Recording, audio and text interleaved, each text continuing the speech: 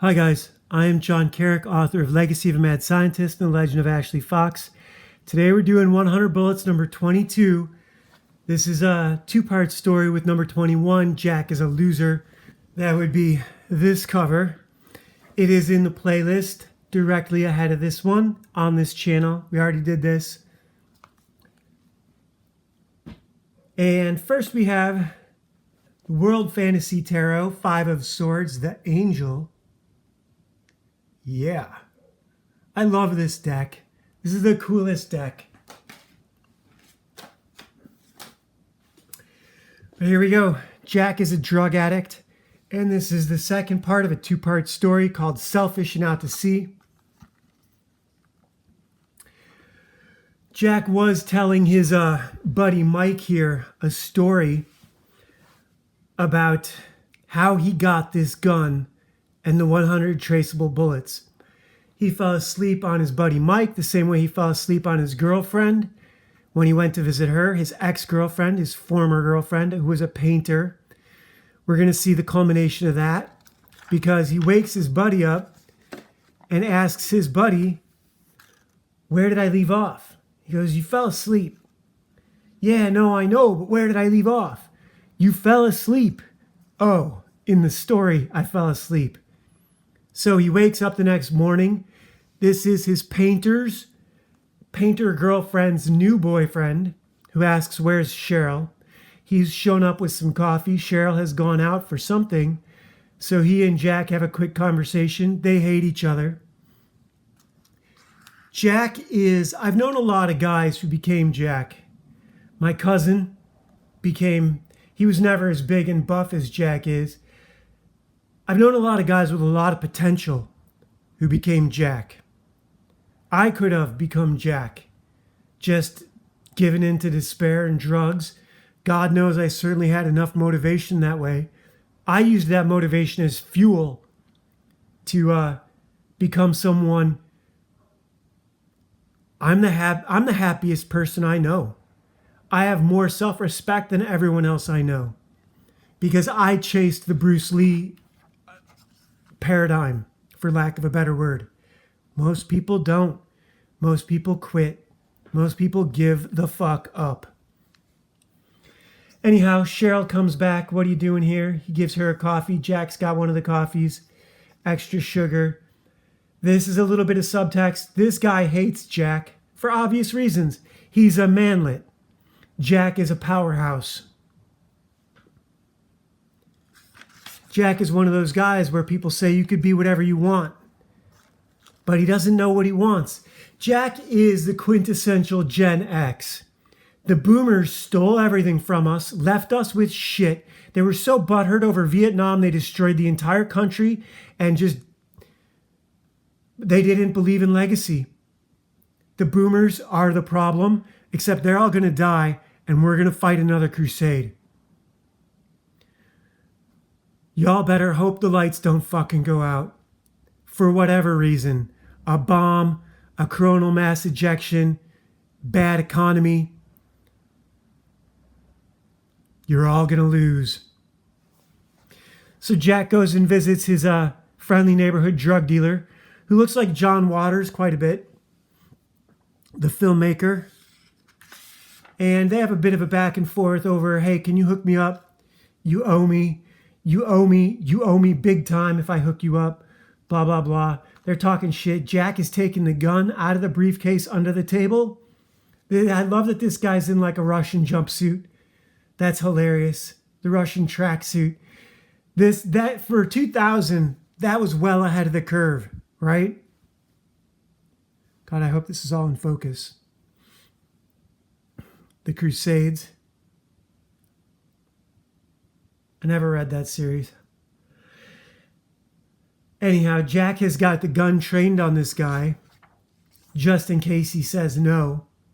But he'll hook Jack up. He'll hook Jack up as long as Jack has value. Jack is muscle. Jack is intimidating. He's not giving this guy the drugs because he's scared of him. He's giving him the drugs because he wants his help. And it's funny, back in 2000, Eduardo Risso already knew Special K. They're talking about, hey, you want some breakfast, eggs, toast? How about some Special K? You got some? I got as much as you want. You got any money? This is 100 Bullets is a perfect comic book because it's not a comic book, it's a story. Most comics try too hard to be comics and not hard enough to be stories. This is a story. Story is what's important. Otherwise, you could just sell a portfolio book. Otherwise, you could just sell, hey, here's all my art. Nobody buys those. People buy this story. Rob Liefeld murdered Story in Youngblood #1, and Todd McFarlane and Spawn raped the corpse for 30 years. 35 years. They both ended up back where they started. Well, Todd gave up comics and started doing toys. Anyhow, this guy hooks Jack up. Jack promises to come when he calls. He doesn't kill him. And then he goes out and visit. Oh, this is still okay. So yeah. Thanks, Gary. I owe you. I already said that. Enjoy your breakfast. This is a perfect. I love how he puts guys in shadow when they wouldn't be in shadow. He does it because it works for the panel. He does it because it works for the panel. Eyes and teeth, right?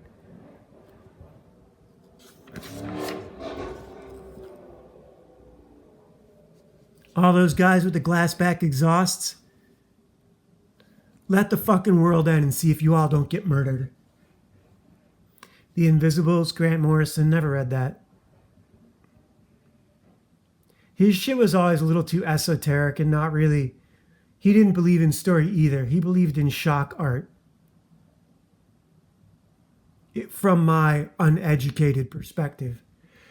Anyhow, this is where we get the title. Selfish, Selfish, and Out to Sea. This guy clearly is the boss, the foreman. He tells his one of the fish packing plant employees that, hey, this mackerel's going to go bad. Take some home to the wife and family. Tell everyone else too. He turns around and he's saying, this is good. Once it goes bad, it ain't no good to nobody. Oh, well, look at you.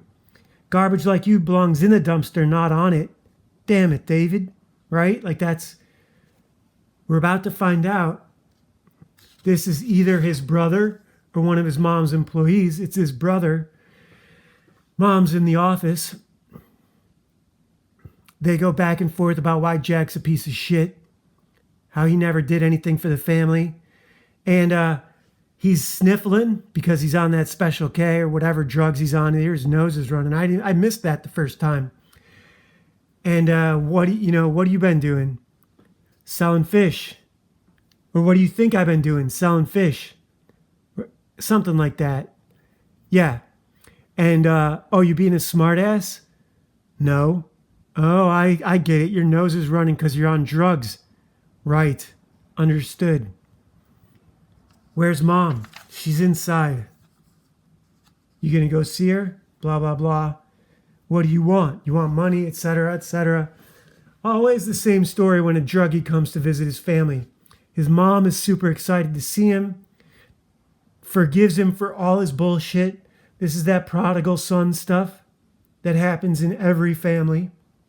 They go back and forth about how she'll always be part of him and he can never forget her. He might forget her birthday, but he'll never forget her, etc., etc.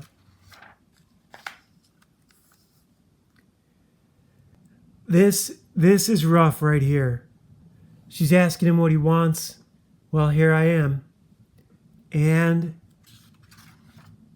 those were the words that was cruel. Why was that cruel? Because those were the words his father wrote in his suicide note. Like nobody noticed him. Nobody. That's rough. Canted panel. When things turn sideways. That's rough. Death, Cinnamon Girl. I didn't mention this yesterday, but the Preacher TV show, they had to recast Tallulah with a black girl. And if it didn't matter, then why did they do it? If it doesn't matter, why do they keep doing it? If it doesn't matter, why do they keep doing it?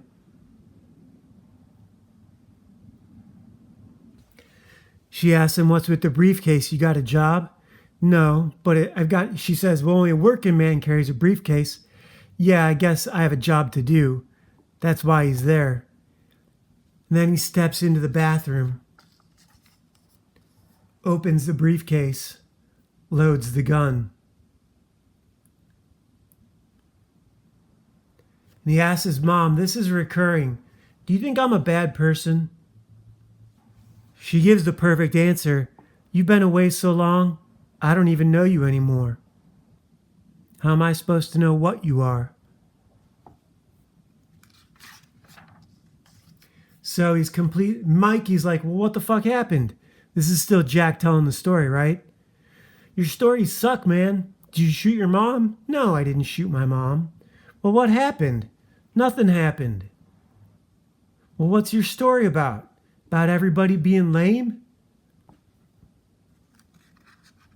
And then Mikey starts complaining about how rank it is in there and that Jack needs to shower and that something stinks. And did a rat crawl down into the cellar and die? He opens the door. Jack pulls out the gun. Mikey looks down the stairs and sees Jack's been killing people. He's got 6 dead people in the basement of this flop house that they go to, where they shoot up. And Jack says, the old man gave me 100 bullets. I figure I only need 1 for me. And Jack is the guy in the photograph in the briefcase. And presumably he kills his buddy Mikey. Presumably.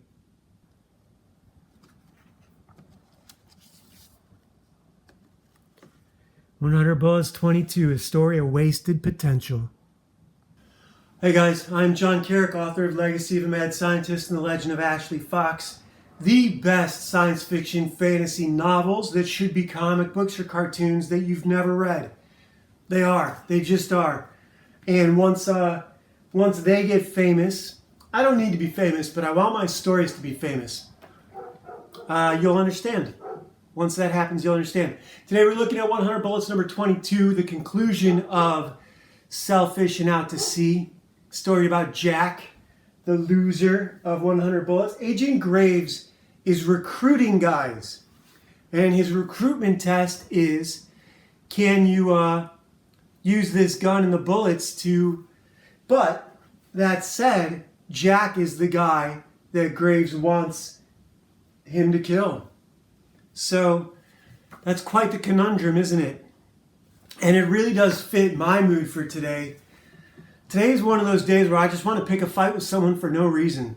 Today is one of those days where I'm really glad I'm single, without a wife and kids. You know, I haven't had anything to drink in probably over a year. It's been, November. I think the last time I had a beer was in November. So it's been quite a while. I have no excuse for being angry today, but I fucking am. And I'm really glad I don't have anyone in my space giving me shit, because they wouldn't deserve the hell that I would rain down on them today. We also have a comic book here in the description, Ashley Fox, Ninja Babysitter, The Last Valkyrie. This is drawn by my best friend from animation school. Hopefully we can get it together enough to start producing comics and make money at it. But if it doesn't make dollars, it doesn't make sense, right? So, also today, I am wearing this shirt, the 893 Hachikyu-san, or Yakuza shirt. I got this at a Comic-Con in 2005, San Diego. And I have issue number 1 somewhere. I didn't get any of the others. It was a black and white book. And this is a Yakuza story. I was watching Ichi the Killer last night. Takashi Miike is one of the greatest directors of all time. I've heard some people slagging off or making fun of anime and manga in general in that it's all gay. It's not. The samurai were badasses. The ninja were badasses. and still are. So if you're going to give it up for the Roman military who became the mob, you have to respect the Japanese. That doesn't mean that there isn't a lot of it that's cutesy, sort of anime, girlish stuff, but Blade of the Immortal, Ninja Scroll, Akira, there's a lot of it that's not. There's a lot of it that's really good. So, there was something else I want. Oh, our conflicted card is the 10 of Spades. I believe that's a spade. No, the Queen of Clubs. And this one, Thad, has found an old truck that hasn't been affected by the EMP or the coronal mass ejection, and it still works. But having that truck makes him a target for everybody else who wants it. And what would you do to get home safely if you had a running vehicle and nobody else did? Do whatever it takes. Use back roads, but don't let yourself get ambushed. Don't drive into a trap. That's easier said than done. And if you find yourself in an ambush, be ready to do whatever it takes. I'm in a mood today, so, like I said, I'd be out picking fights with people. I'm really glad I did not have to sell this skateboard. I listed it, but it didn't get a high enough bid, and so I just canceled the auction. This is my favorite, one of my favorites. It's very hard to find, not easy to get. Akiko Catgirl, this was my first skateboard that I ever bought 21 years ago. And never really rode it. I rode it a few times and then started riding it again during COVID and really took all the spills and the hits that I needed to learn those first few months. I was going down once every hour, really, really hard. So yeah, I'm in a strange situation. I've been watching Alex Hormozi a lot. The fashion guy that I worked for, Christian Audigier, made all his money without advertising, did it all by word of mouth. Whereas Alex Hormozi is all about paid advertising for business. Both of those work, obviously. But what goes right with Alex Hormozi's essential message is the $1 million offer. Make an offer so good that your prospect feels stupid saying no. And if you can do that, word of mouth will do the trick for you. He also leans heavily on referral advertising, which is word of mouth. He has different ways to entice customers to refer his products to other people, but, you got to have something to sell. And I don't know. Like I said, I'm in an unreasonably bad mood today. Maybe it was watching that movie. I only watched half of it, so it couldn't be that. Maybe it was just waking up on the wrong side of the bed. I don't know. It doesn't really matter. But I hope you guys are having a great day. I hope you're producing some awesome art. I think that's what I'm going to do. I'm going to go draw for a few hours. I haven't drawn in like a month because I had to do everything to get the back rent paid. And I've almost I'll have this month's rent paid by the 3rd. So I shouldn't get evicted. Although I fucking hate this place. As much as I love it, I hate having neighbors.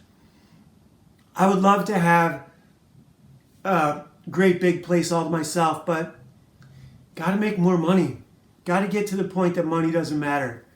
It's one thing to flip that switch in your head and say money doesn't matter. It's another thing to be debt-free and have enough money to never worry about it again. That's the goal. So yeah, hope you guys are having a great day, and I'll talk to you tomorrow.